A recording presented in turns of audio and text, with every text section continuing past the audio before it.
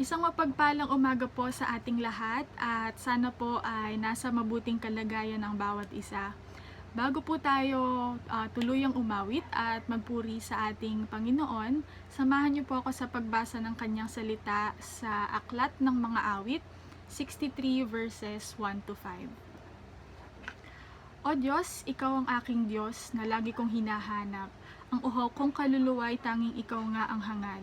Para akong tuyong lupa na tubig ang siyang lunas. Hayaan mong sa santuaryo ikay aking mapagmasdan at ang likas mong kaluwalhatian at kapangyarihan. Ang wagas na pag-ibig mo ay mainam pa kaysa buhay, kaya pupurihin kita o Diyos at pararangalan.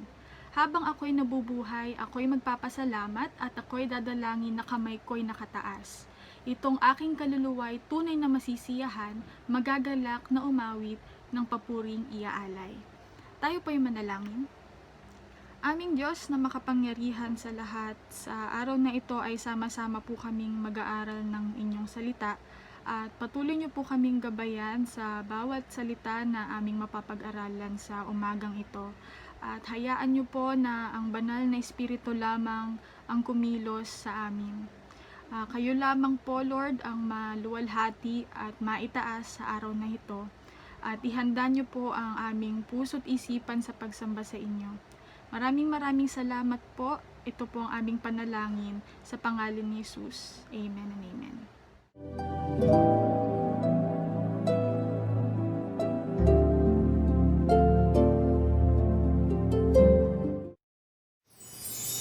Hallelujah!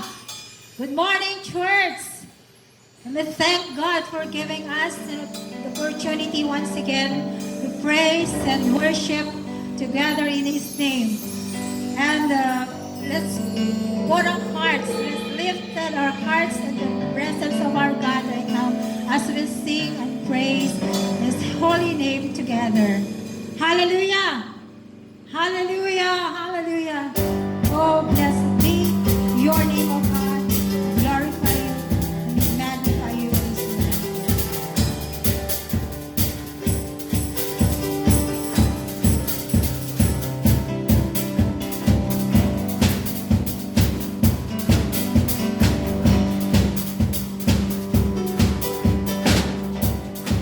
Come, generation, declare your majesty,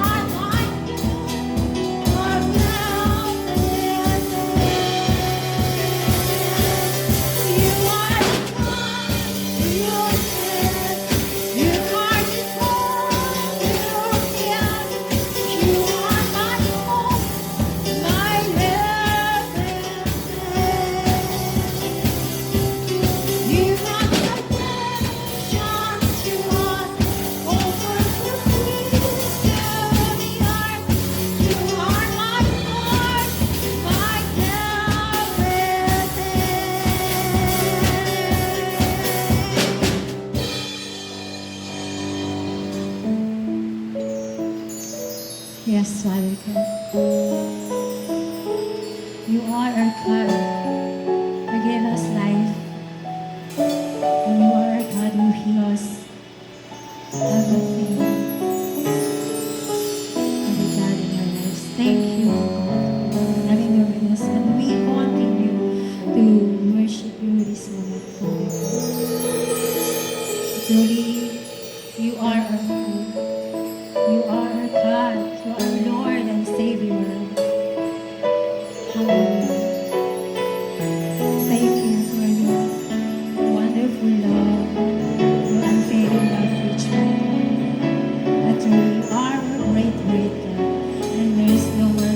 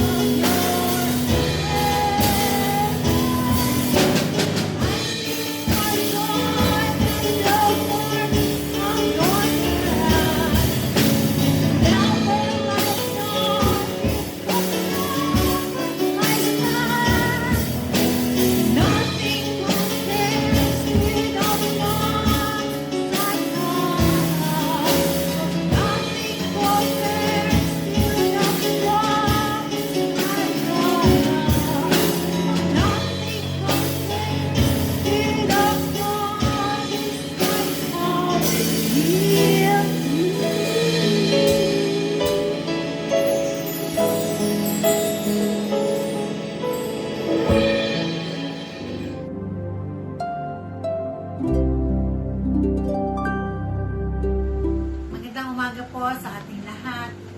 At ngayon naman pong oras na to ay tutungo tayo sa ating pagbibigay. Ang ating pong scripture ay makikita sa Proverbs 3 verse 9 to 10. Honor the Lord with your wealth, with the first fruits of all your crops. Then your barns will be filled to overflowing, and your vats will brim over with the new wine. These verses gives us the proper context for giving. Without saying the word tithe, it reveals to us that we are to honor God with the first and best of all our increase, substance, wealth, and money. Tithing is just like a prayer or meditation. It is the regular act of giving the first fruits of our labors to God. Tithing is an act of faith based on the divine principle that everything we have comes from God is a spiritual practice. A genuine Christians not only pay tithes, but they are willingly pay tithes. For someone who genuinely loves the Lord, the tithes is only the beginning of his giving. He gives not only his tithe, but also offering, not grudgingly, not of necessity, but cheerfully with love. Sabi nga po, magbibigay tayo galing sa ating puso, hindi yung napipilitan lang. Kailangan nating magbigay sa ating Panginoon dahil mahal natin ang Panginoon and we want to honor Him. Tayo naman po ay dadako sa ating panalangin. Samahan niyo po ako sa maiksing panalangin. Diyos na masalangit, thank you for your faithfulness. Dito sa nagdaang mahigit na 5 buwan na pandemic, hindi mo kami pinabayaan. And up to now, nararanasan namin ang iyong katapatan. Kaya naman, Panginoon, sa oras na to, ibabalik namin ang para sa iyo. Maraming salamat po sa mga salita mo na tumimo sa aming puso about tithing and giving. Mahal ka namin and we want to honor you for our tithes and offering. Father God, Lord, tinataas po namin ang mga kapatiran na humahawak ng aming tithes and offering. Give us your wisdom kung paano po namin gamitin ito dito sa ministry mo, dito sa lupa. Diyos Ama, pagyamanin mo po ang mga salaping ito. We love you, Father God. We honor you, O Lord. Lord, we bring back all the honor, the praises, and the power which is belong to you alone. In Jesus' name we pray. Amen.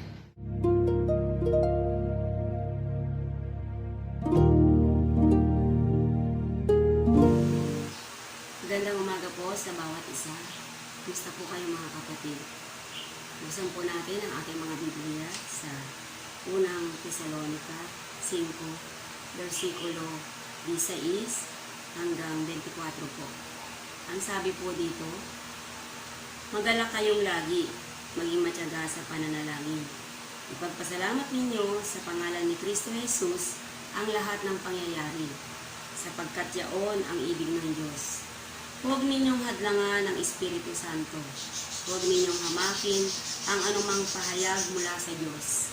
Suriin ninyo ang lahat ng bagay at pulutin ang mabuti. Lumayo kayo sa lahat ng uri ng kasamaan. Naway lubusan kayong pabanilin ng Diyos na siyang nagbibigay ng kapayapaan. At naway panatilihin niyang walang kapintasan ang buo ninyong katauhan, ang Espiritu, kaluluwa at katawan, hanggang sa pagparito ng ating Panginoong Hesukristo. Tapat ang tumawag sa inyo at gagawin niya ang mga bagay na ito. Purihin ka, Panginoon. Tayo po ay manalangin. Dakilang Ama na makapangyarihan sa lahat, Panginoon, sa umagang ito. Patuloy po ka namin pinupuri at pinapasalamatan. Salamat po, Panginoon, sa iyong walang hanggang pagmamahal sa bawat isa. Salamat po, Panginoon, sa iyong banal na presensya sa aming buhay, Panginoon. Lord, salamat po, Panginoon, sa umagang kay ganda, Panginoon, na matuloy mo pong ipinagkaloob sa bawat isa sa amin. Tunay, Panginoon, na hindi mo po iniiwan ni pinababayaan ang iyong mga anak. Salamat po, Panginoon. Ama, sa oras na ito, patuloy po kaming sama-samang mananalangin sa inyo, Panginoon. Patuloy po namin itinataas sa inyo ang bawat isa, Panginoon. Lord, hinihiling po namin, Panginoon, pagkalooban po kami, Panginoon, ng pusong dalisay, pusong maunawain, pusong mapagmahal, pusong matiisin, at pusong mapagbigay. Ang lahat po ng ito, Panginoon, ay igawad mo po sa aming mga buhay, upang patuloy kami, Panginoon, makalakad po ng may kabanalan, Panginoon. Lord, sa oras na ito, Panginoon, patuloy po namin idinadalangin ang buong mundo, Panginoon, ang sitwasyon. Alam niyo po, Panginoon, ang nangyayari, Panginoon, sa mundong ito. At Lord, kami po ay nananampalataya na kontrolado mo po, Panginoon, ang lahat ng ito. At Lord, hindi po kami mangangamba, hindi po kami matatakot, dahil alam namin, Panginoon, na kasama ka namin. At Panginoon, patuloy po namin idinadalangin sa inyo ang lahat ng mga nawalan ng trabaho, ng hanap buhay. Lord, patuloy mo po silang abutin. Patuloy mo po sila, Panginoon, bigyan ng kalakasan, Panginoon, pag-asa. Ikaw, Panginoon, ang maghari sa kanilang mga buhay, sa kanilang mga puso. At nawa makita nila, Panginoon, na hindi mahalaga ang mga bagay na ito, kundi magkaroon sila, Panginoon, ng tunay na relasyon sa iyo, Panginoon. Dalangin po namin, Panginoon, ang pagsama niyo, Panginoon, sa aming gawain. Nawa, Lord, ang aming maririnig na mensahe sa oras na ito ay tumingin po sa aming mga puso, sa aming mga isipan. Alam po namin, Panginoon, na kasama ka namin hanggang matapos ang mundo, Panginoon. Salamat, Panginoon, pinupuri ka namin at pinapasalamatan. Tunay, Lord, na kami po ay payapa, wala po kaming pangamba, wala po kaming takot, dahil ang alam namin, Panginoon, ang aming Diyos na makapangyarihan sa lahat, na aming dinadakila, pinapasalamatan, ay nagmamahal ng lubusan sa kanyang mga anak. Salamat po, Panginoon. Ito po ang aming samo at dalangin sa matamis na pangalan ng Panginoon Jesus, na aming Panginoon at tagapagligtas. Amen.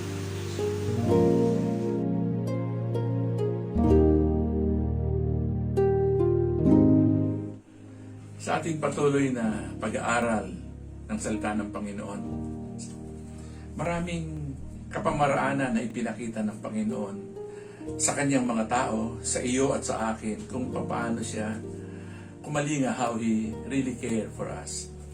At sa puso ng ating Panginoon, kaya ginusto niya tayong kalingain. The reason why He cares for us is for us to be certain, be assured of victory in all areas of our life, in all areas of struggles that we may experience in this world. And one of those struggles na tuloy-tuloy natin laging pinaglalabanan, minsan may victory, minsan wala, is our struggle against evil. So, sa ating pag-uusap ngayong araw na ito, ang ating topic is Jesus cares to assure us victory over evil. Evil. Alam niyo itong topic about the works of the devil, works of Satan. Nakalulungkot man na kung may mga taong hindi naniniwala sa Diyos, ganun din mayroong mga taong hindi naniniwala sa Diablo. Kaya ang buhay nila ay parang careless lang. Wala namang Diyos eh. Wala namang demonyo, parang ang tingin nila sa buhay, ito na lang kung anong meron. Their life is about them mula sa umpisa hanggang sa wakas. May mga tao naman, ang malungkot, they overemphasize the work of demons, of Satan, of evil. Kaya ngayon, para bang ang demonyo sobrang makapangyarihan sa buhay nila. Na takot kahit nanganak na sila ng Diyos, tinanggap si Kristo, parang they are living a defeated life because of their notion sa pag-iisip na sobrang makapangyarihan ang demonyo. Totoo makapangyarihan siya. At alam ng ating Panginoon yan, kaya nga, kanyang ginawa to show His care for us is to assure us of victory over evil, na lahat tayo sa araw at gabi, sa bawat sandali, habang tayo'y nabubuhay sa mundong ito, tiyak ay ating haharapin at kakalabanin tayo ng demonyo na yan, ni Satanas at lahat ng kanyang mga kakampi. So, what does the Bible say about evil? At kailangan natin pag-usapan at pahalagahan itong care ni Jesus to assure us of victory over this evil. The Bible is clear about the reality of evil. At sinabi pa nga sa Biblia that this world is under the power of Satan. Naalala nyo, nung nagdaang mga buwan, itinuro ko yung temptation ni Christ. Sa Luke chapter 4 verse 5 and 6, the devil led Jesus up to a high place and showed him in an instant all the kingdoms of the world. And he said to Jesus, I will give you all their authority and splendor, for it has been given to me, and I can give it to anyone I want. Itong temptation, nakasulat din sa Matthew, na yung unang temptation ng Diablo kay Kristo ay ipakilala kung sino siya. Siyempre, ang lakas ng demonyong tuksoin si Kristo, parang nagpakilala siya, teka, meron akong kaharian din at itong mundo ang aking kaharian. Kung gusto mo, ibibigay ko sa iyo. So, at doon sa pag-uusap na yon ni Kristo, ni Jesus at ng demonyo, mapapansin natin na it seems very significant that Jesus did not dispute Satan's claim to some sort of right or dominion on planet Earth. Kasi totoo din naman ang sinasabi sa Luke chapter 4, 5 to 6 na ang mundong ito, maaaring hindi lahat, pero majority ng mundong ito, the evil world na iyong kinalalagyan, aking kinalalagyan, ay pinaghaharian ng demonyo. And to assert his dominion, ang ginawa nitong ating kalaban, he displayed his realm of influence that extend over all the whole earth. Yung paghahari na Satanas, yung Satan's reign, ay lalong evident not only in his rule doon sa kanyang mga servants in his dark spirit world, he also showed his dominion, yung kanyang trono in all forms of corrupt government countries and all wicked socio-political structures. So makikita natin yung wickedness, yung presence ng evil, yung dominion ng demonyo ni Satanas doon sa mga corrupt na mga gobyerno sa mundong ito. Mga pamahalaan, mga bansa na hindi kumikilala sa ating Panginoon. Si Satanas, ang influensya, yung mga na political na sitwasyon sa mundong ito, mapapansin natin, maging sa political system ng bansa, nandun ang corruption, nandun ang lokohan, nandun ang lahat ng klase ng pagtitake advantage sa isa't isa. Ang sabi nga ng isa kong nakausap, Pastor, itong corruption not only in the Philippines, kundi sa buong mundo, parang kinakailangan ng Panginoon gunawin ang lahat para nung panahon ni Noah, na kailangan gunawin ang lahat, magtira na lang siya ng ilang pamilya na maaaring mag-umpisa ng bagong lahi dahil masyadong deeply rooted, deeply embedded sa sistema ng mundo ang evil, ang influence, ang dominyo ng Diablo. Satan is a personal being. Alam natin, siya ay sinungaling. He is the father of lies. He is the ancient serpent na kumausap kay Adam and Eve and deceived them. Murderer, the enemy of God and man.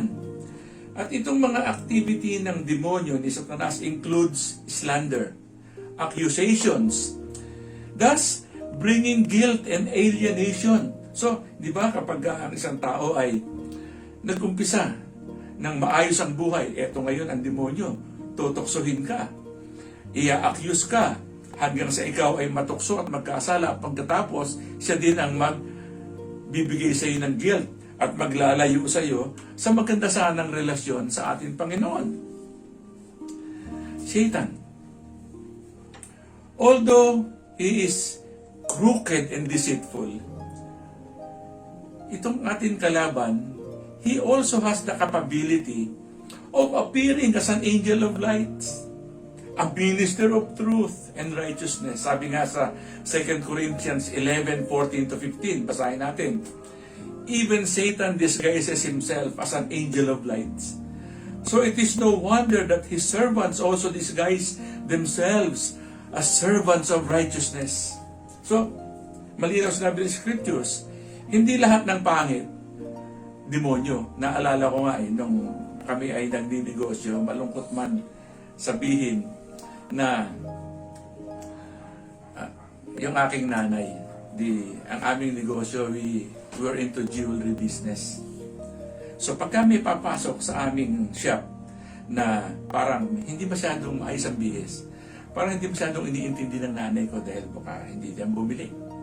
Pagkatapos may darating na bihis, todo, napakarami niyang borloloy sa katawan, magaling mag-English, papukang sosyal, at i-entertain niya ngayon. Yung pala, ito yung magsuswindle sa kanya. Maraming ganun Minsan kung sino yung gwapo, although hindi naman lahat ng katulad naming gwapo ay loko, pero meron. May mga akala mo matitino, mababay dahil kaya nga sabi, do not judge anyone by mere appearance. Even the Scripture says, man looks at the appearance, looks at the outside, but God looks at the heart. Kasi alam ng Panginoon na maging ang demonyo, sabi ng binasa natin, disguise themselves into angel of light, even servants of righteousness. Ang dami natin nababaldaan, mga simbahan na magaganda ang itinuturo, pero ang katotohanan, niloloko lang nila yung mga tao, kinukuwartahan lang niya. Satan, the devil, is characterized by worthlessness and evil, and he encourages and promotes evil among men. He has that tremendous influence over the earth, the sea, the sky, and is a power behind every wicked earthly kingdoms. Kaya malungkot mang isipin, sino kaya yung nag-uudyok sa mga bansa na magyarahan? Sino kaya yung nag-uudyok sa isang bansa na sakupin yung kapwa niya, yung teritoryo ng ibang bansa? Sino kaya pwedeng magbigay ng isipan do sa pinuno na yun na argabyaduhin yung kapwa niya, nananahimik na bansa? Wickedness. Kagagawa ng Diablo, influence. Makapangyarihan itong kalaban natin. And although he is not omnipresent, itong demonyo, kung saan siya naroon, nandun lang siya. Only God is omnipresent, omniscient, all-knowing, all-powerful. Nasa lahat ng lugar. Ang demonyo, hindi siya ganoon. Hindi nga siya nakakabasa ng isip Kaya lang, he has a vast host of followers who do his bidding. That is why, masyado siyang effective in extending his influence throughout the world. Kaya, kung nasa isang lugar siya, kung nasa Pilipinas, huwag naman sana. O nasa ibang bansa, yung kanyang mga cohorts, yung kanyang mga kakampon, mga kampon ng kadiliman, ang siya nag-ahasik ng kanilang kasamaan. Itong kalaban natin, he is a false god. The head of false religion. In their many forms and manifestations, yung kapangyarihan nitong ating kalaban is so vast na even Michael the Archangel did not dare to pronounce judgment on him. Instead, ang sabi niya, the Lord rebuke you. Kasi nga, kinikilala rin din ni Michael, the Archangel, yung kapangyarihan nito. Kaya pinaubaya yung paghusga sa kanya sa ating Panginoong Diyos. Dahil Diyos, ang pinakamataas sa lahat, pwedeng ma-influensyahan ng demonyo ang lahat ng bansa, ang lahat ng tao, lahat ng namumuno. Pero ang Diyos hindi. Pwede mo siyang rebukein, pero pwede siyang magpabalik-balik sa iyo. Pero kapag ang Diyos ang nag-rebuke sa kanya, tahimik. Kaya nga, di ba sinasabi natin, whenever we cast out Satan and his work on people, in the name of Jesus, we cast them out. In the name of Jesus. Jesus cares. So, ganitong makapangyarihan ang diablo, kaya ipinakita ni Kristo yung kanyang care to give us assurance of victory over evil. Dahil we live in a hostile territory with our enemy taking dominion dito sa mundong ito, dito sa lugar na kinalalagyan natin. The reality is we live in a hostile territory. Kaya kinakailangan ni Kristo to care for us, to assure us of this victory. Kasi parang nasa gitna ka ng isang lugar na hindi friendly sa iyo. Nangyari na sa iyo, napunta ka sa isang lugar na wala kang kakilala. Mabuti lang kung wala kang kakilala, pero kung marami ka pang kaaway doon.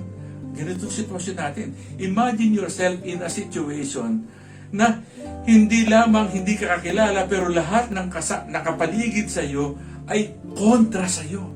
And that is the picture of the world that we are living in because of the presence of evil. Ang sabi nga sa Ecclesiastes 9 verse 3, this is an evil in all that happens under the sun. The same fate comes to everyone. Moreover, the hearts of all are full of evil. Madness is in their hearts while they live. And after that, they go to the dead. This is an evil in everything. Lahat na nangyayari sa ating kapaligiran, may good, may bad, pero ang mundong ito ay pinaghaharian. Katulad ng angkin ng diablo, kanya daw. Kaya nga, he really asserts his authority, his dominion. Sa lahat ng pwede niyang lukuhin, lulukuhin niya to the max para makuha niya at siya yung maging bida. The world around us is full of destructive forces.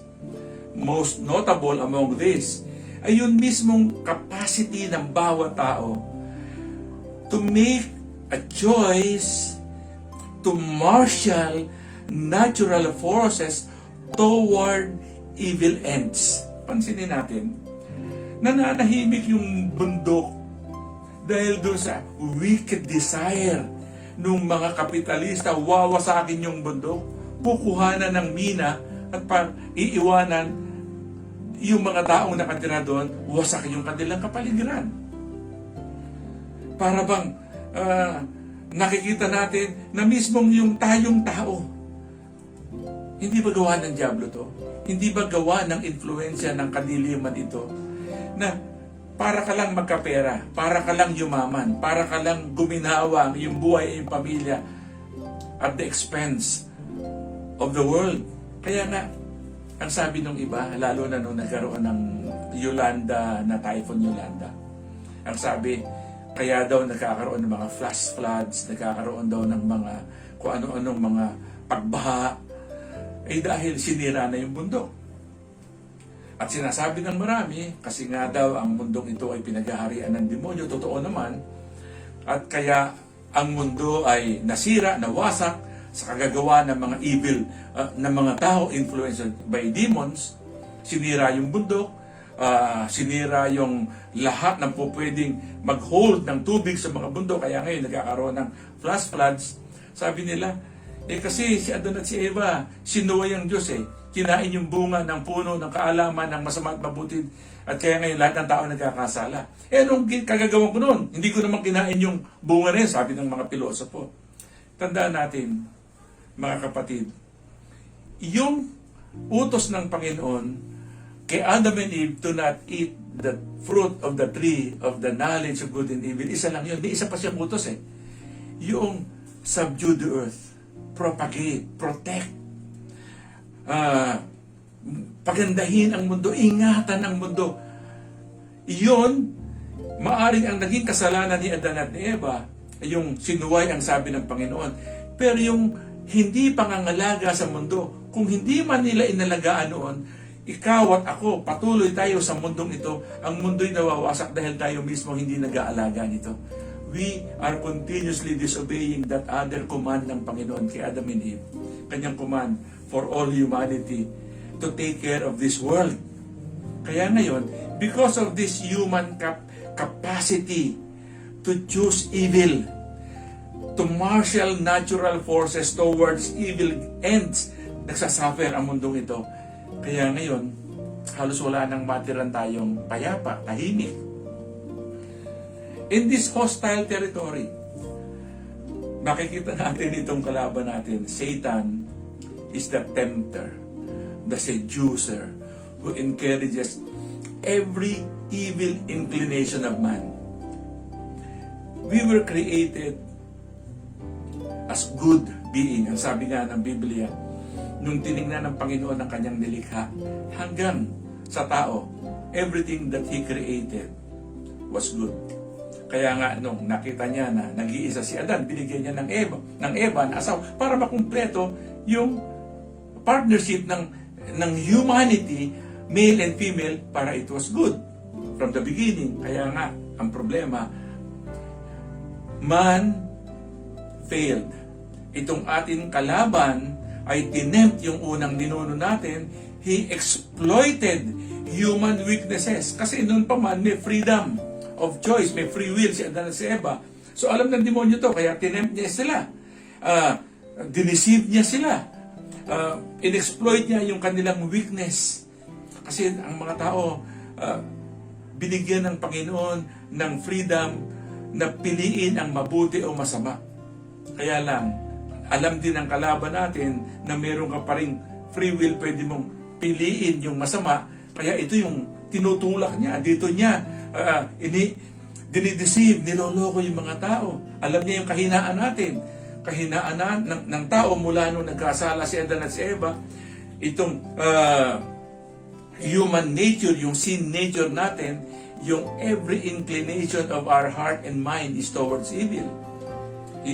Kaya Satan exploited human weaknesses, human limitations, at in-excite niya ang mga tao na magkasala. Pansinin mo, bigyan ng dalawang choice ang isang tao. Yung isang, para sa normal, hindi magkakasala. Pero meron siyang choice na magkasala. Mas excited ang tao, the natural man, doon sa magkakasala. Ang sabi nga, nakakalungkot man, pero ito yung kasabihan, kung ano daw yung bawal, yun ang nakakasabik, at yun daw ang masarap. But in reality, itong bawal, itong kasalanan, kahit na nakakasabik, bandang huli, it will give you guilt, it will alienate you from God. Itong buwan ng Diablo. We live in a hostile territory na tinetempt niya ang mga tao to evil by the lie that we can attain a desired good through wrongdoings. Magpapakiyaman ako kahit na paghihirap nitong kapwa-tao ko. Alam nyo, ang sabi nga, natural na the end doesn't justify the means. Pero sa ibang tao, kahit ano yung maging end, kahit na ano yung maging end nito, masama o mabuti, gagawin ko. Dahil ito yung gusto ko. Yun ang udyok ng Diablo. In the process, the devil deceives man. And he subtly question yung katotohanan ng Diyos sa buhay natin. Alam mo kapatid, mga kapatid na nanonood ngayon, I have never seen, mula nung ako'y magkaisip hanggang sa ngayon ako'y nagbiministeryo, dito sa Philippine context I have never seen anyone who completely deny the reality of God. Kahit na nga sinasabi nila na self-professed atheist, tinutulak nilang walang Diyos para patunayang walang Diyos. Ano ibig sabihin? Dahil meron kang, at the back of your mind, meron kang pinapaniwalaan na gusto mong kumbinsihin ng sarili mo na wala. So, wala akong nakita na Pilipino lang muna. Hindi ko kasi alam yung ibang lahi. But in our context, in this Philippine context, all of us believe that there is a God. And majority, ang sabi pa nga nila, believe in the Trinity. Kung hindi man Katoliko, Protestante, born again, charismatic, lahat ng mga evangelicals, we all believe in Trinity, the Trinitarian God, na iyon ang pinapaniwalaan natin. Subalit, malungkot mang sabihin, malungkot mang tanggapin, na yung pinapaniwalaan nating Diyos, na alam natin na siya yung pinakamataas at pinakamakapangyarihang Diyos. Pag dumating yung tukso ng demonyo, pag dumating yung tukso, yung deception niya, para i-entertain mo yung iyong evil, sinful desire, parang lahat ng knowledge about God, itinatapon sa bintana just to satisfy yung kanyang pangsariling kaligayahan. Ilan na yung, ikaw mismo, naniniwala ko, ikaw kapatid, you've met people like this. Sa simbahan, mataimtim na nagdadasal, talagang sa labas mukhang maayos. Pero, kapag binigyan na siya ng mga pagdududa ng demonyo, teka muna, baka yata hindi nga tayo totoo. Kaya yung kanyang pananampalataya ay nagwi-wane. Itagawa ng demonyo. Hostile ang territory. Kahit na nga yung nag-umpisa na may solid na pananampalataya sa Diyos, bandang huli sa sobrang atake ng kalaban, nagkaroon ng isang trahedya sa pamilya, tinalikuran ang Panginoon.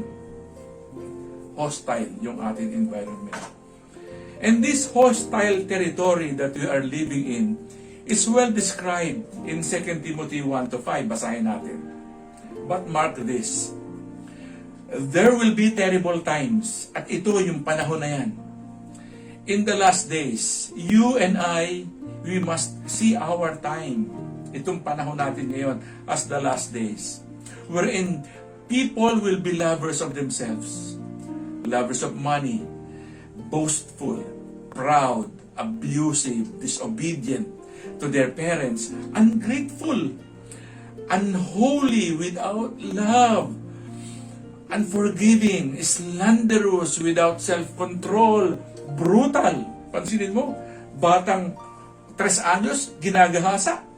Not lovers of the good, treacherous, rash, conceited, lovers of pleasure rather than lovers of God, and having a form of godliness, but denying its power.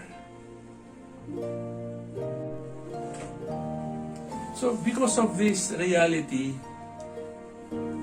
nakita ni Kristo na He really need to exert all effort to care for us so that we be victorious over evil. Because He knows, and ito yung karanasan nating lahat, that we are in the midst of a great spiritual battle na ang ating kalaban is more powerful than us. Kaya kailangan niya dumating to care for us at gawin tayo matagumpay. Tulungan tayo para magtagumpay. Ang sabi nga sa Ephesians 6 verse 12, for our struggle is not against enemies of blood and flesh, but against the rulers, against the authorities, against the cosmic powers of this present darkness, against the spiritual forces of evil in the heavenly places. Ito yung ating hinaharap. Ito yung ating kaaway. Nakita ng Panginoon, they are so powerful, they are so vicious, itong mga demonyo na kapaligid sa atin, na pinamumunuan ng pinaka makapangyarihan natin kaaway. Kaya si Kristo, tinulungan tayo. Kung ikaw at ako lang ang haharap sa kalaban natin, talo tayo. Hindi natin kaya. Can you imagine? Ikaw ay flesh and blood, kaya nilinaw ng Panginoon. Hindi ang kaaway mo, hindi yung kapitbahay mo, kapatid mo. Bago mo awayin ng todo-todo, yung isang tao na nagbibigay sa iyo ng problema, tignan mo muna, siya ba yung talagang kaaway mo? O may demonyong nag-i-influensya sa kanya para sirain ang buhay mo? Ito bang lumoko sa iyo ay siya ba yun talagang kaaway mo? Maaring totoong loko siya. Maaring totoong may capacity siya para saktan ka. Pero alam natin, nasa sa kanya pa rin ang kakayanan. Kahit sino, kahit sa pinakamasamang, inherently na may kakayanan gumawa ng masama ang isang tao, pero meron pa rin siyang kakayanan gumawa ng mabuti. Kaya nga, lahat ng tayong tao ay may pagkakataon, may pag-asang mabago. Kaya lang, ito ang reality. Sa ating kahinaan, may kalaban tayo na pwedeng sakyan at ikaw ay lukohin at gamitin para sa ikahihirap mo at ng iyong kaaway. Kaya nga, si Kristo ay dumating, tulungan tayo para tayo pagtagumpayin. So, paano ito? With our enemies na hindi flesh and blood, with our enemy na spiritual being na more powerful than us, paano natin sila lalabanan? Pwede mong tanungin, Lord, salamat that you care for me, care for us, na binigyan mo kami ng assurance sa magtagumpay. Pero paano, Panginoon? May mga tao na sobra na silang dumadaan sa matinding kahirapan. At tinatanong nila, Diyos, if you really care, pwede ba tanggalin mo na lang itong demonyo sa buhay ko? Itong demonyong asawa ko? Kasi ang pinoproblema niya, asawa niya pero hindi naman demonyo asawa. So, pwede ba tanggalin mo na lang itong demonyong boss ko na nagbibigay ng problema sa aming trabaho, itong supervisor ko na masyadong malupit? Lord, may mga taong ganyan. Lord, totoo, yung aking kaaway ay hindi flesh and blood, pero itong kaharap ko ngayon, tao na may nasa flesh and blood na siya yung ginagamit ng kalaban, hindi ko na ito kaya, Panginoon. So, sinasabi mo sa akin, you care for me, that you assure me of victory over this evil thing, evil person, evil presence, dito sa mundo, sa buhay ko. Hindi ko kaya, Panginoon. Pwede bang ikaw na lang? Tanggalin mo na lang. Pag may mga tao nagsasabi, sana pag nagising ako, wala na ito. That ang Diyos ang gumawa ng paraan. At ngayon, nadidinig mo itong sermon that He assures us, God assures us with His care of victory. Pero inaasahan mo ngayon, Lord, sige, salamat. Pero, anong mangyayari? Paano yan? Sabi nga ng isang politiko na kakilala ko, at kakilala mo rin, palagay ko, paborito ko itong politikong ito eh. I admire him. May sinabi siya. Ewan ko na, if you are attending our church in Gwin, Makati, nadinig mo na itong ilustrasyon na ito. Itong politikong sabi niya, yung Diyos ng mga Kristiyano, stupido. Kasi daw, nilikha niya si Adan at si Eva, inilagay doon sa Garden of Eden. Hindi ba mahal ng Diyos ang tao? Mahal ng Diyos si Adan at si Eva. Nilikha niya si Adan at si Eva sa kanyang image and likeness. Pero bakit inilagay niya doon sa garden na alam niya na nahandun ang demonyo? Hindi ba all-knowing ang Diyos? Hindi ba, ang sabi nitong politiko, hindi ba kaistupiduhan yan na alam mo na yung taong inilagay mo ay matutokso dahil alam mo ang lahat, ikaw ang Diyos. Alam mo na from beginning to end, alam na ng Diyos ang mangyayari. At hindi ba alam na ng Diyos na darating yung eksena na tutoksohin si Adan at si Eva, at hindi ba alam din ng Diyos na matutokso sila at magkakasala? Kung matalino yung Diyos ninyo, di sana, at nagmamahal sa inyo, hindi yan stupido, tinanggal na lang sana niya yung ahas. At iningatan si Eva at si Adan, hindi tuloy sila nagkasala. Kapatid, ito madalas ko exhortation sa mga ikinakasal. Ang Diyos hindi stupido, ang stupido yung tao, si Adan at si Eva. Kasi alam ng Diyos na doon sa Garden of Eden si Satanas. Kasi doon niya nga itinapon. At alam din ng Diyos na yung gagawing strategy ni Satanas para tuksuin si Adan at si Eva, papasok siya doon sa ahas at yung ahas ang magsasalta, kakausapin si Eva. Alam ng Diyos ang lahat ng yan. So ang tanong niya, bakit hindi nalang pinigil ng Diyos na mangyari? Pwede naman niya, nasa kanya ang kapangyarihan. Pero alam mo, kapatid, ang Diyos, nilikha niya si Adan at si Eva, binigyan niya ng free will. At binigyan niya si Adan at si Eva ng capacity for victory. Alam ng Diyos yung darating na strategy ng demonyo, deception kay Adan. Kaya bago dumating yung tukso, sinabi na ng Panginoon kay Adan, precisely, huwag ninyong kainin ang bunga ng puno ng kaalaman ng masama at mabuti dahil pag kinain mo, mamamatay ka. So God, in His foreknowledge, in His care for Adam and Eve, sinabihan niya si Adan, Adan, huwag mong kainin yan. Mismo, bago mangyari, binigyan ng alaala, paalala ng Panginoon si Adan. Kaya lang, nung dumating ang tukso, hindi inalala ni Adan na ito yung bili ng Panginoon. At alam ng Diyos na ang gagamitin ng demonyo ay yung magtatago sa loob ng ahas at yung ahas ang kakausap kay Adan. Kaya nga si Adan, bago dumating si Eva, binigyan ng Panginoon ng kapangyarihan at authority to name all the animals. Nang makita ng Panginoon si Adan na nag-iisa, ang sabi ni Lord, hindi mabuti sa tao, sa lalaki nag-iisa, bibigyan po siya ng mapapangasawa. Subalit bago dumating si Eva, pinagtrabaho ng Panginoon si Adan at sinabihan niya, pangalanan mo ang lahat ng hayop, kasama yung ahas. Ngayon, nung kinakausap nung ahas si Eva, dapat sinabi ni Adan, hoy ahas, lumayas ka dyan.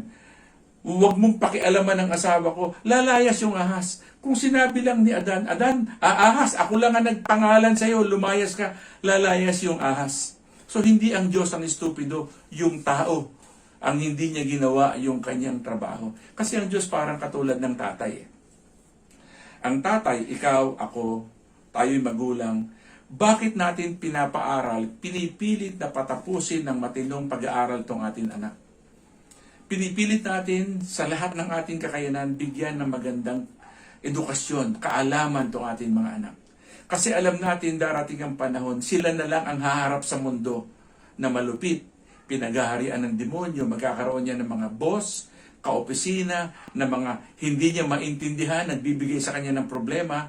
But with the education and the training na ibinigay natin sa ating mga anak, umaasa tayo ngayon, anak, naturuan na kita, napaaral na kita, ngayon namumroblema ka, ikaw ang humarap, huwag mo na akong tawagin, tay, namumroblema ko sa boss ko, palayasin mo nga itong boss ko, kausapin mo nga yung kakilala mong general o ano, at para itong boss ko, itong kaaway ko, hindi ganon.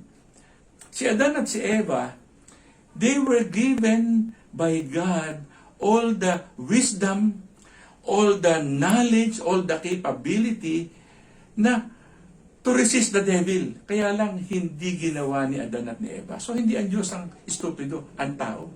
Ganon din, God cares for us that He assures us victory over evil by giving us the means and the wisdom to overcome evil. Pwedeng gawin ng Panginoon, tanggalin na lang ang demonyo, pero gusto niya ikaw at ako with the wisdom and the means and the authority that God gave us, kaya natin gawin ourselves to overcome evil. Ano yan? Una, sa Ephesians chapter 4 verses 26 to 27, by being clear-headed and watchful to not give the devil schemes an opportunity for success, either through your and mine carelessness or our personal sinfulness. Anong sabi sa Ephesians? Be angry, but do not sin. No, okay lang magalit, pero huwag kang magkasala dahil sa galit mo. And do not let the sun go down on your anger, and do not make room for the devil. So, alam ng Panginoon yun. So, ikaw ang humarap. God has given you and me the means and the wisdom to be victorious over evil. That's how He cared for us, to assure our victory over evil. Be clear-headed. Be watchful. Huwag mong bigyan ng oportunidad ang demonyo yung kanyang mga schemes na maging matagumpay. Dahil sa iyong kapabayaan, dahil sa iyong pagiging makasalanan, sa iyong paggawa ng iyong mga favorite sins, huwag. Kasi yan lang ang binabantayan ng demonyo. Pansinin mo. Mula ngayon, bantayan mo yung kilos mo. Bantayan mo yung nangyayari sa iyong isipan, sa iyong damdamin. Bantayan mo yung iyong mga inclinasyon towards evil. Be watchful and you will see. Ang demonyo mababawasan kung hindi man mawala ang kanyang mga kilos sa buhay mo. Pangalawa, by being able to protect yourself with the whole armor of God that you and I must take up. Ano to? Truth, righteousness, the gospel of peace, faith, salvation, the word of God, and prayer. Basahin natin Ephesians chapter 6, verse 10 to 11. Mula verse 10, finally, be strong in the Lord and in the strength of His power. Put on the whole armor of God so that you may be able to stand against the wiles of the devil. Sa verse 13, therefore, put on every piece of God's armor so you will be able to resist the enemy in the time of evil.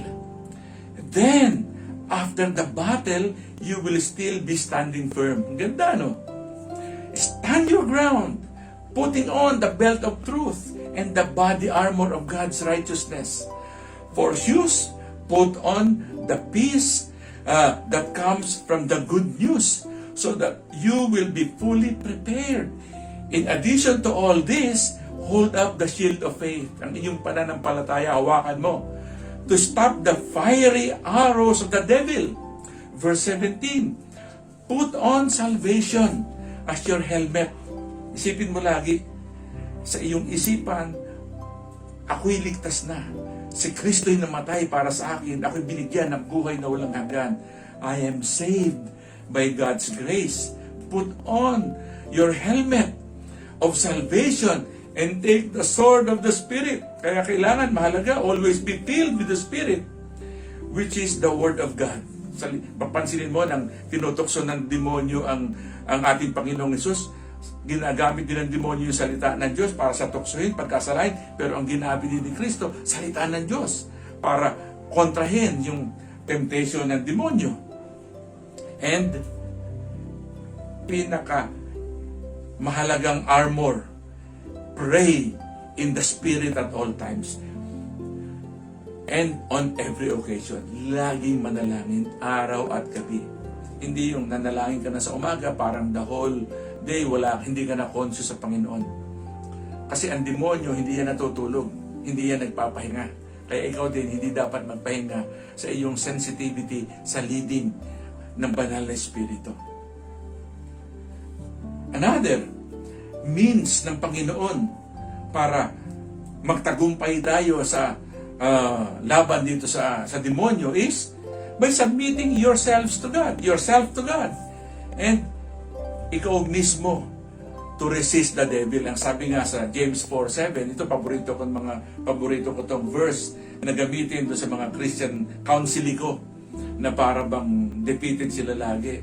Pero in reality, dito sila nagpifail in submitting. Sabi nga sa James 4:7, submit yourselves therefore to God.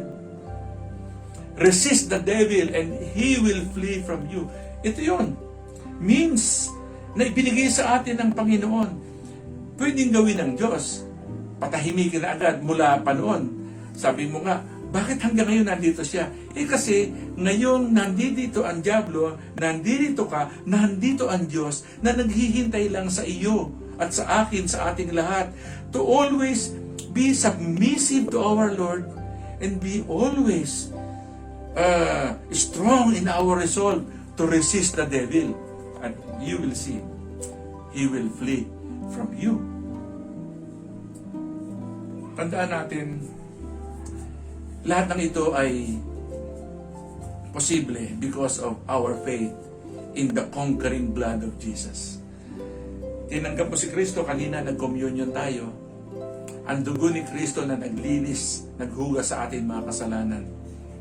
It spells yung defeat ng demonyo sa ating buhay dahil napagtagumpayan niya ang ating buhay para hindi na muling matukso sa pagkakasala. Dahil magkasala man tayo, alam ko, nandito pa rin tayo sa laman, pero yung dugo ni Kristo is always available to cleanse us.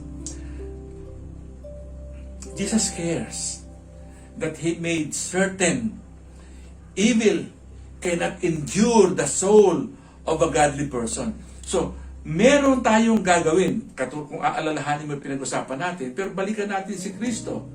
So, si Kristo, sinigurado niya. Dahil alam niya,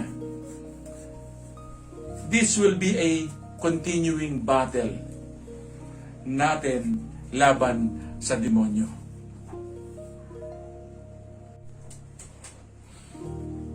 Kaya kung sinasabi mo, kapatid, nanghihina ka, nawawalan ka ng lakas at nagdududa ka. Totoo, in this lifetime, our battle against evil will continue to the end ng ating buhay na ito. Subalit, take heart. Napagtagumpayan ng Panginoon itong laban na ito para sa atin.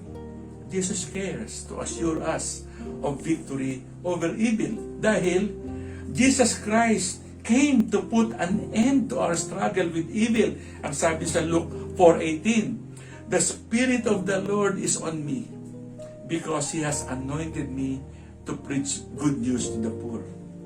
You and I, para sa atin ito.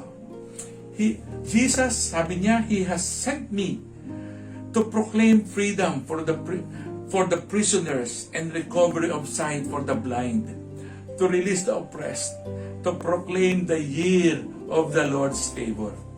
Ginawa ng Panginoon. In our struggle with evil, masasabi mo na hindi mo man makumpleto 100% mapagtagumpayan.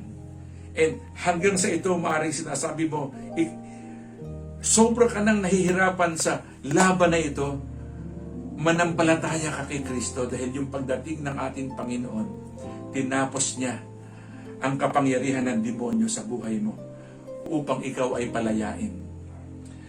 Kaya nga, kahit na sinasabi ng demonyo na siya ang may-ari, siya ang may dominion sa buong mundo na hindi nga siya kinurek ni Kristo, the Old Testament is clear on this, na yung dominion ay sa Diyos, na bagamat ibinigay niya kay Adan at kay Eva, na itong unang ninuno natin failed, they failed miserably, they made a terrible mess out of yung pagtitiwala sa kanila ng Panginoon to take charge ng mundong ito.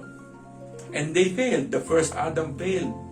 But praise God, our caring Jesus, the second Adam, succeeded in dealing with Satan in His incarnation.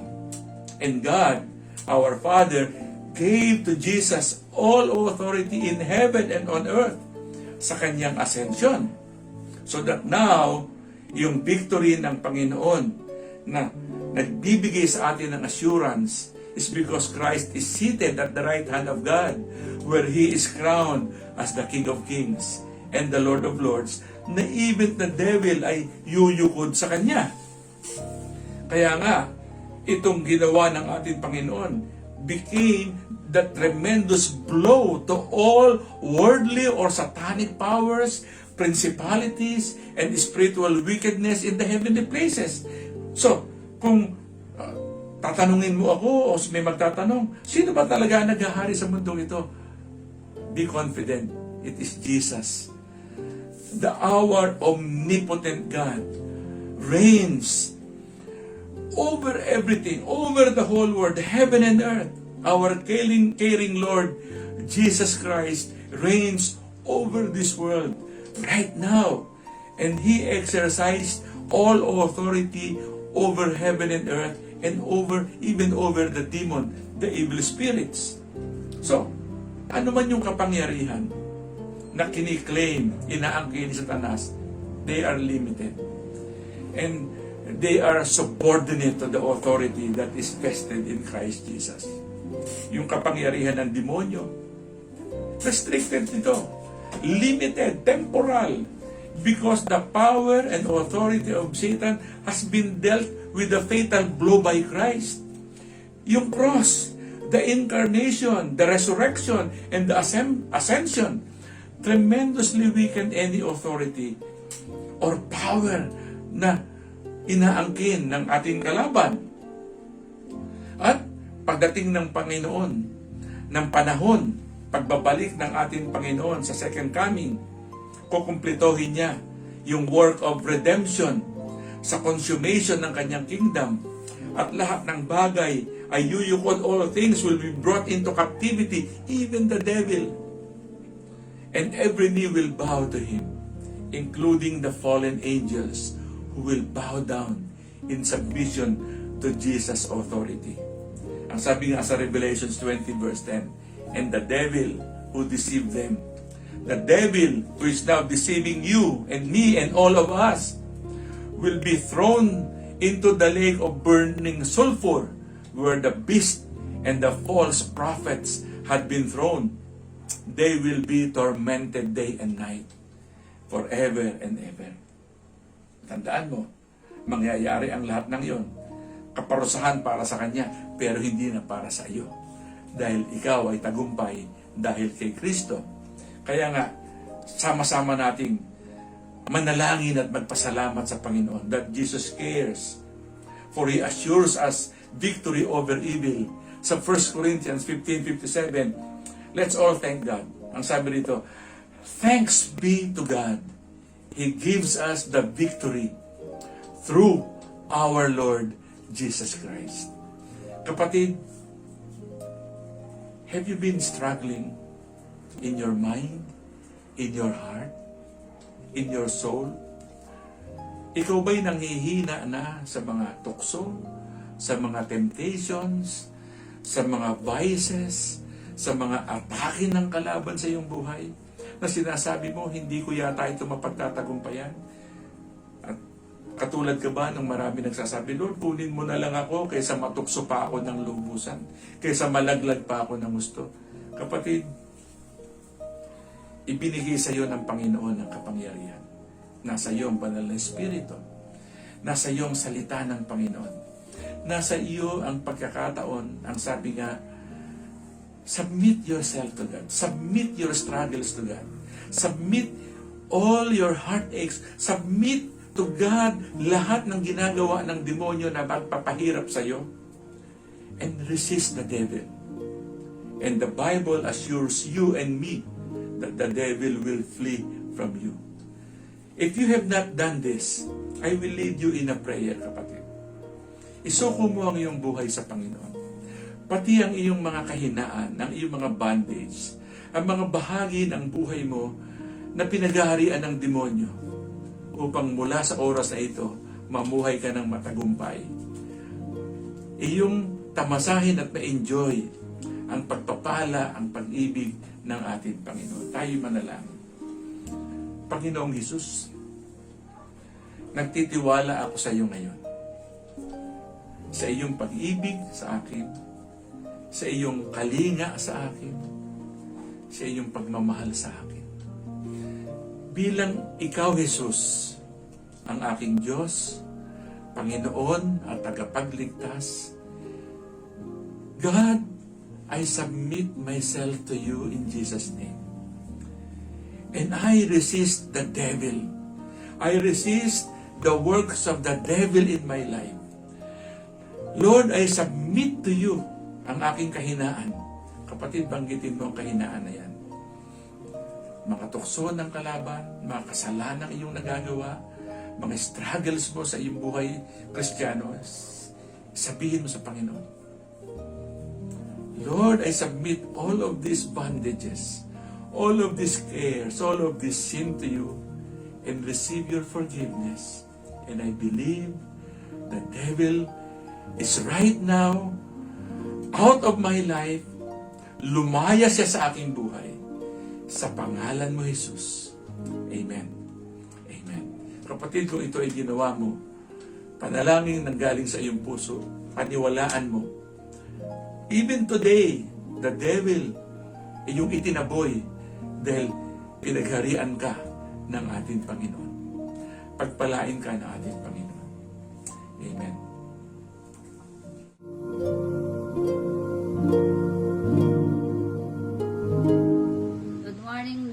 brothers and sisters, as we close this morning worship, let us read Isaiah 41:10. So do not fear, for I am with you. Do not be dismayed, for I am your God. I will strengthen you and help you. I will uphold you with my righteous right hand. Kaya panghawakan po natin ang salita ng Diyos, pagkat siya ang lumikha sa atin. Hindi niya po tayo pababayaan sa anumang hamon ng buhay na ating nararanasan. Wag po tayo manghina, pagkat yan po ang pangako ng Diyos sa atin. So, let us pray. Lord, we humbly bow down to you and offer you our highest praise and thanksgiving. Maraming salamat, Panginoon, sa iyong mensahe at sa pagkakataon na kami muling magsama-sama upang ipahayag ang aming taos-pusong papuri at pagsamba. Through the power of the Holy Spirit that dwells in us through Jesus Christ, our Lord and Savior, inspire our hearts to seek you in your daily word daily. Grow us both individually and together as we seek the peace of your presence. Help us to walk faithfully after Christ, reflecting His love. Use our lives, Lord, to reach those who desperately need to know you, love them. As we bow our heads and lift up our plans to you, we pray that you bless our hearts and mind to know that we have done well in your eyes. Lord, we believe that you will provide for us. We look forward to the ways that you will surprise and amaze us with your faithfulness. This is our prayer in Jesus' name.